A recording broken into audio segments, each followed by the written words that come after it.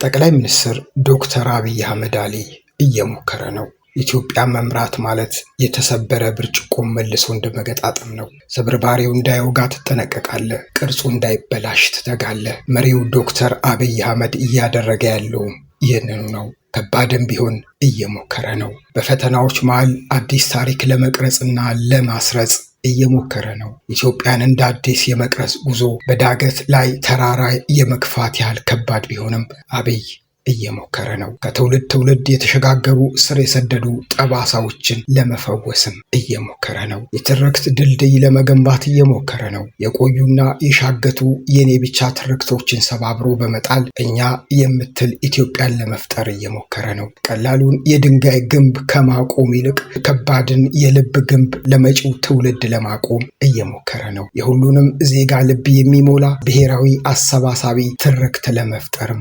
እየሞከረ ነው። ይህ ሙከራ የድሮውን ቁስል እየከፈቱ ደም የማፍሰስ በርን የሚዘጋ ነው። ጠባሳውን ለታሪክ ትቶ አዲስ የጋራ ቤት የመገንባት ስነ ልቦናዊ አብዮት ነው። የዳቦ ፖለቲካን ለመቀየር እየሞከረ ነው። ረሃብን ቅጽል መገለጫ ያደረገ ታሪክን ለመቀየር እየሞከረ ነው። በረሃብ የሚታወቅ ሕዝብ አንገቱን ቀና አድርጎ እንዲሄድ የዳቦ ቅርጫቱን ለመሙላት እየሞከረ ነው። ከዝናብ ጠባቂነት ወደ መስኖ ሉዓላዊነት ለማሸጋገር እየሞከረ ነው። ዜጎችን ከሴፍትኔት መስዋዕትነት ለማላቀቅ እየሞከረ ነው። በራስ አቅም ላይ የተመሰረተ የምግብ ዋስትናና ኢኮኖሚያዊ ነፃነትን ለማረጋገጥ በቆራጥነት እየሞከረ ነው። ባህር በርና የአየር ኃይል ሉዓላዊነትን ለማረጋገጥ እየሞከረ ነው። የተዘጋን የባህር በር ከፍቶ ወደ ውቅያኖስ ለመድረስ እየሞከረ ነው። ኢትዮጵያን ከጂኦፖለቲካዊ እስር ቤት ለማላቀቅ ታላቅ ራዕይ ሰንቆ በተግባር እየሞከረ ነው። የሰላም እጅ ለመዘርጋት እየሞከረ ነው። በጫካና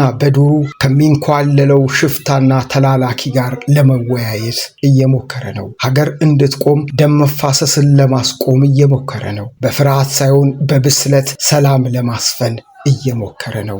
ነገ በታሪክ ሚዛን የሚቀመጥ ትልቅ የተግባር መሰረት ለመጣል እየሞከረ ነው። በውጥረትና በፈተና መሃል ሆኖ መፍትሄዎችን ለመፈለግ እየሞከረ ነው። የኢትዮጵያን ትንሣኤ የሚያበስር ግብ ለማሳካት እየሞከረ ነው። ይህቺ ውስብስብ ሀገር ውሏን ይዞ ለመምራት እየሞከረ ነው። አንተስ፣ እኛስ የታሪክ ድርሻችንን ለመወጣት እየሞከርን ነው? ምን ለማገዝ እየሞከርን ነው? ቢያንስ እንቅፋት ላለመሆን እንሞክር። ይህንን የጻፈው ናትናኤል መኮንን በፌስቡክ ገጹ ላይ ነው።